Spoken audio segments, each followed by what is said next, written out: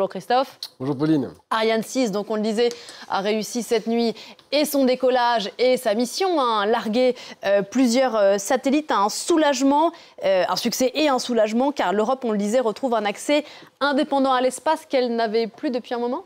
Depuis un an, depuis qu'Ariane 5 avait été mis au garage après 117 tirs, c'était le 5 juillet 2023. Le programme Ariane 6 avait, lui, pris du retard, pas mal de retard, 4 ans quand même.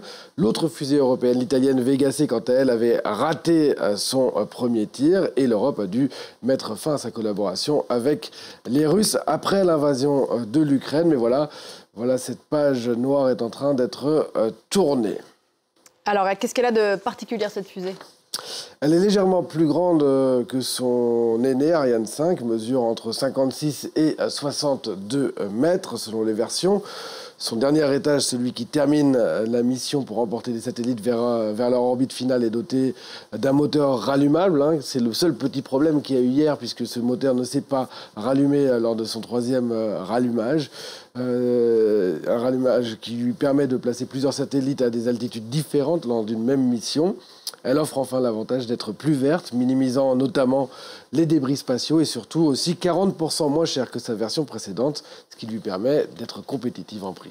En revanche, et contrairement à certaines de ses concurrentes, elle n'est pas réutilisable ? Alors c'est là probablement que le bas blesse, car le programme Ariane 6, il avait été lancé il y a 10 ans, en 2014, et à l'époque, il n'était pas question de fusée réutilisable. L'option avait été écartée car jugée trop chère. Il y avait certes un homme qui travaillait dessus, Elon Musk, mais à cette époque-là, tout le monde le prenait pour un illuminé. On connaît la suite. Dès 2015, SpaceX, créé par Elon Musk, parvient à récupérer le premier étage de sa fusée Falcon 9 et très vite, elle écrase ses concurrents.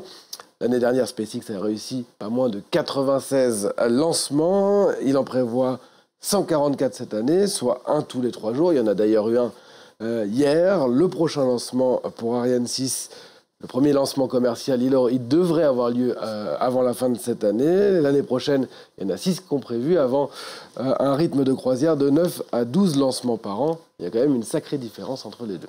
Est-ce que pour autant, Ariane 6 répond aux besoins du marché ?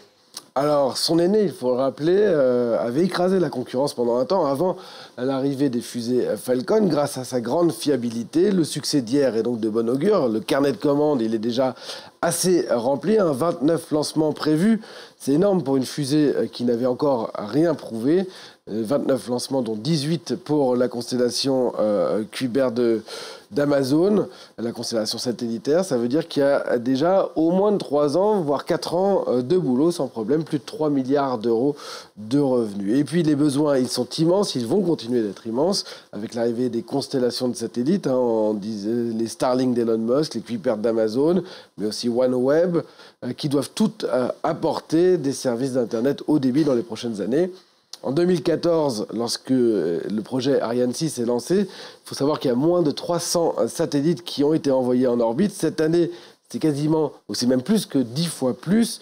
Et d'ici 2033, on devrait dépasser les 6000 par an. Avec un tel marché, il y a de la place, évidemment, pour tout le monde. Même si dans les prochaines années, il faudra compter sur des nouveaux concurrents. La fusée New Glenn de Blue Origin, le groupe de Jeff Bezos, fondateur de Amazon, mais aussi, surtout, quantité de mini-lanceurs, dont l'américaine Sirius ou les européennes Maya Space, qui est une filiale d'Ariane, ou Latitude.